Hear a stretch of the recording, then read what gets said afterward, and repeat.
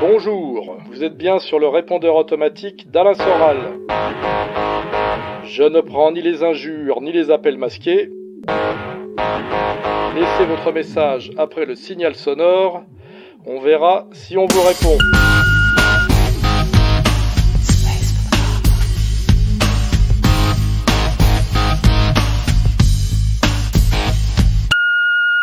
Bonjour Monsieur Soral, je voulais d'abord vous témoigner tous mes respects. Ensuite, j'espère que vous allez bien dans cette période assez compliquée. Et il paraît qu'en Suisse, ça va pas forcément mieux qu'en France, là, depuis peu. Je voulais recueillir votre avis par rapport aux élections américaines. Qu'est-ce que vous pensez de la théorie de Cossette? Et est-ce que vous avez encore de l'espoir dans la reprise du pouvoir par rapport au camp Trump et l'État profond?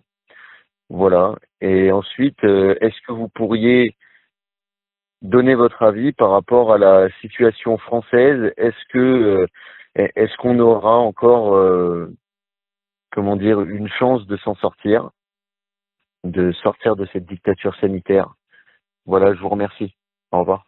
Bon, comme je l'ai dit souvent, j'aurais bien aimé que QAnon existe et que QAnon dise vrai. Malheureusement, on a pu constater que c'était pas tout à fait ça. Moi, il y avait pas mal d'indices vers la fin qui m'ont quand même laissé penser que c'était pas tout à fait ça, parce que on aurait dû voir apparaître aux côtés de Trump les plus hauts gradés de l'armée, hein, pas des types un peu en marge. Et puis finalement, on constate que l'État profond est beaucoup plus puissant en réalité que ce que Trump a pu représenter, que Trump a pu se faire élire comme président un peu parce que les autres ne l'avaient pas vu venir, mais que dès lors qu'il a été élu, ils ont travaillé pour empêcher sa réélection et l'empêcher même de gouverner. Et ce qui fait que c'est pas Trump qui a comment dirais-je, purgé le marais et vaincu l'État profond, c'est l'État profond qui s'est débarrassé de Trump et de la menace qu'il représentait, qui n'était jamais qu'un caillou dans la chaussure de l'agenda mondialiste américain. Et on a bien vu que pour ça, ils n'ont pas hésité à procéder à un coup d'État, coup d'État par tricherie électorale, qui est quand même d'ailleurs une tradition américaine, la tricherie électorale. Enfin là, c'était dans des proportions jamais vues, je crois.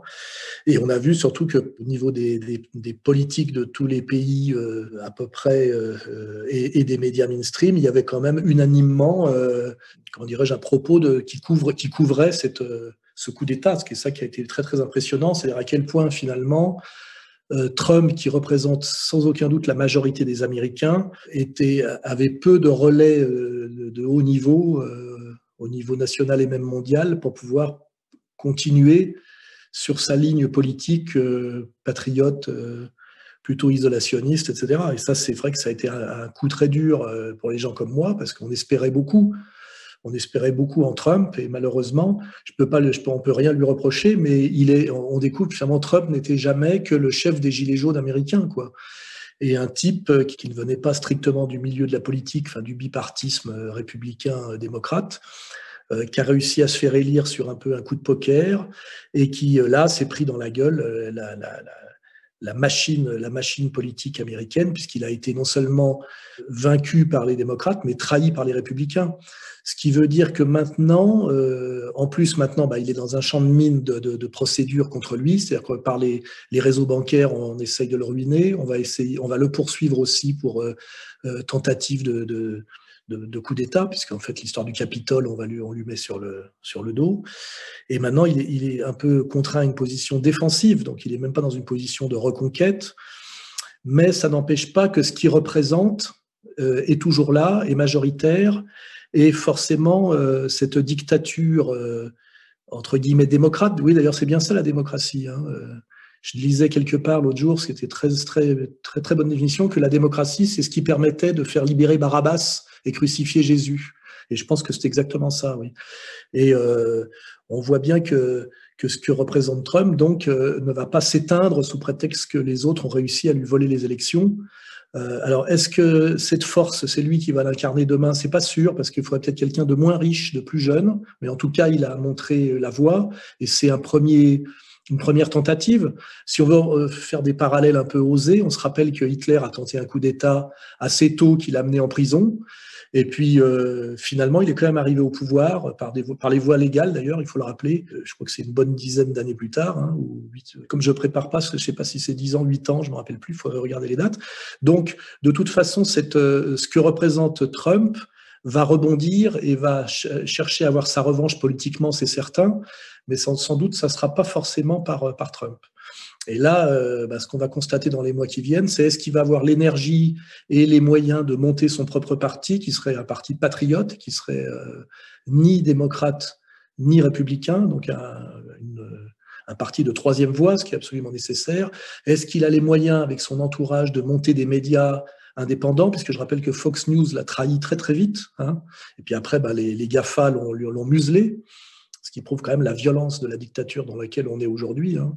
Et puis aussi rappeler quand même que là, on diffuse en ce moment sur le site le film Naissance d'une nation, qui est le premier long métrage du cinéma américain et qui est d'ailleurs conservé à la Bibliothèque du Congrès comme un trésor national.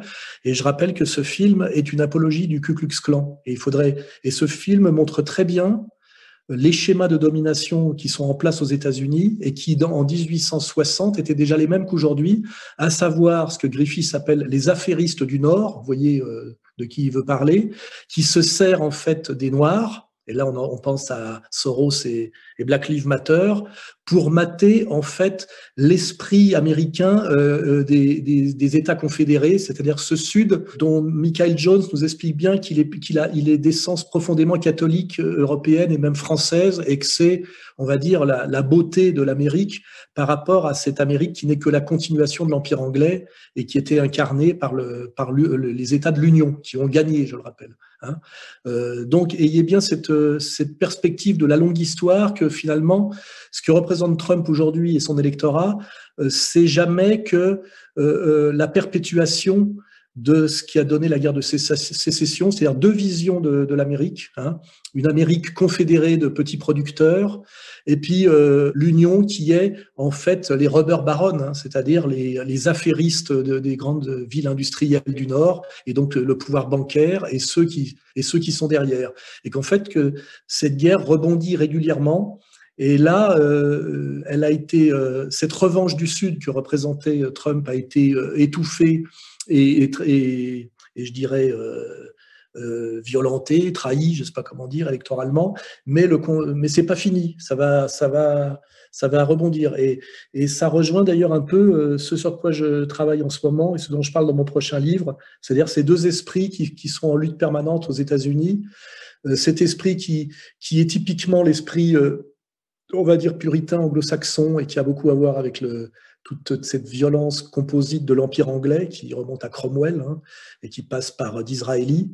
Et puis cet esprit du Sud qui est beaucoup plus, qui représente en fait la continuation plutôt de la belle civilisation européenne, avec une dimension beaucoup plus catholique, hein, et dont on se sent nous proches. C'est pour ça d'ailleurs qu'on avait une affinité presque instinctive avec Trump et avec ce qu'il représentait, hein, ce peuple qui correspond en fait à la belle Amérique des films de John Ford, hein, et qui fait qu'on a quand même tous, quoi qu'on dise, une fascination pour une certaine Amérique et pour cette belle Amérique-là. Et on espère tous secrètement que cette belle Amérique, qui a beaucoup à voir, qui est un prolongement de nous en réalité, finisse par avoir sa revanche sur ces forces qui sont déjà montrées très précisément dans le film de Griffith, Naissance d'une nation, qui, je rappelle, est sorti en 1915 et explique comment s'est gagnée la guerre de sécession, par qui et pourquoi il y a eu à un moment donné ce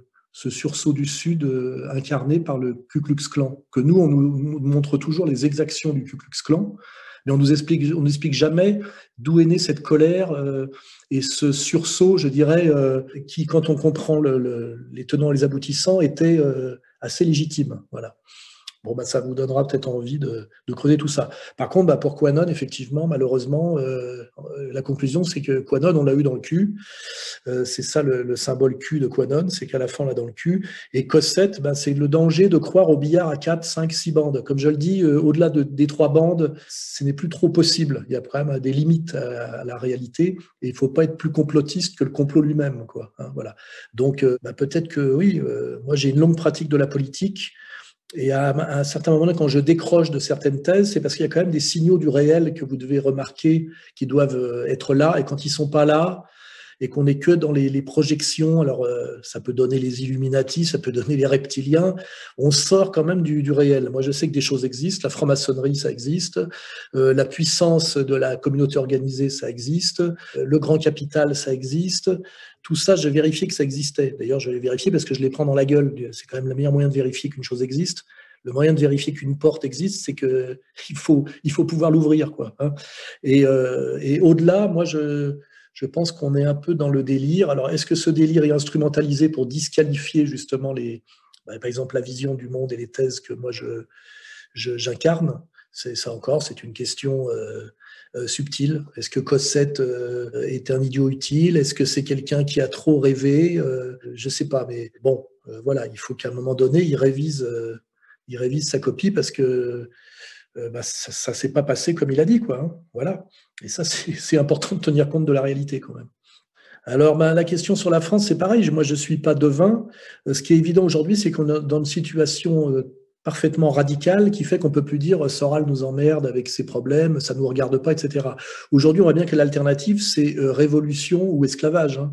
Révolution ou soumission intégrale, révolution ou destruction de ce qu'on appelle le monde d'avant, c'est-à-dire ce qui restait de liberté dans notre monde partiellement libéral ou encore résiduellement libéral, et que peut-être qu'il y a encore des restaurateurs qui l'ont pas compris. C'est pas parce qu'on obéit que ça va s'arrêter. C'est plus on obéit, plus ça s'aggrave. Hein, c'est ça. Et qu'à un moment donné, il n'y a pas d'autre alternative que la révolte franche, avec les risques que ça comporte, évidemment, la barricade, quoi. Hein, voilà.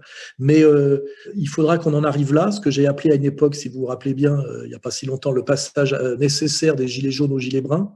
C'est-à-dire que c'est la classe moyenne qui doit monter au créneau, c'est elle qui est menacée de mort. On assiste en ce moment à une guerre préventive contre la classe moyenne potentiellement révolutionnaire, qui est en train d'être détruite sous prétexte du Covid, parce qu'elle peut demain mener l'insurrection, et que nos ennemis qui ont le pouvoir connaissent l'histoire comme je la connais et savent quelles sont les vraies forces révolutionnaires, et les forces révolutionnaires que leur histoire nous vend. Hein. Ce n'est malheureusement pas le mouvement ouvrier. Le mouvement ouvrier participe, mais il n'est pas moteur. Hein. Tout ça, c'est ce que j'explique depuis longtemps, et c'est ce qui fait qu'on me traite de fasciste.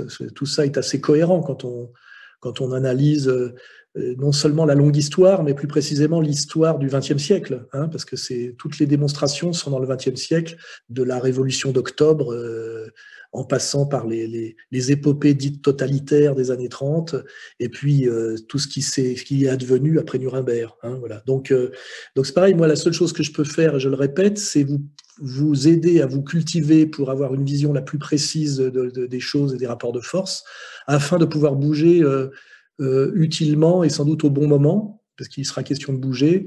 Et malheureusement, on ne peut pas faire tellement plus, hein, aujourd'hui.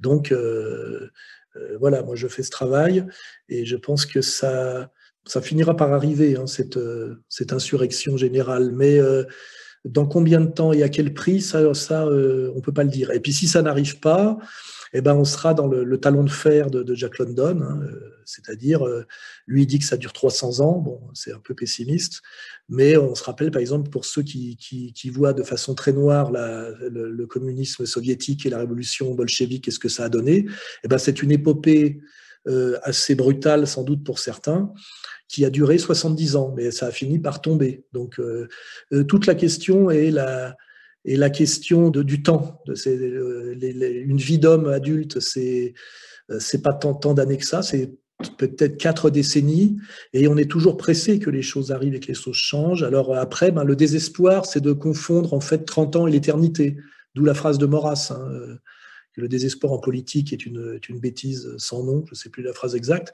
Voilà, donc est-ce que le grand soulèvement qu'on attend et qui est dans la tradition française va arriver dans 1 an, dans 2 ans, dans 5 ans, dans 10 ans ou dans 30 ans? C'est ça la grande question. Et si ça arrive dans 30 ans, ça veut dire que je ne le verrai pas et que je n'aurai été que comme Moïse. Je n'aurais pas vu la terre promise, mais au moins j'aurais aidé mon peuple à y accéder.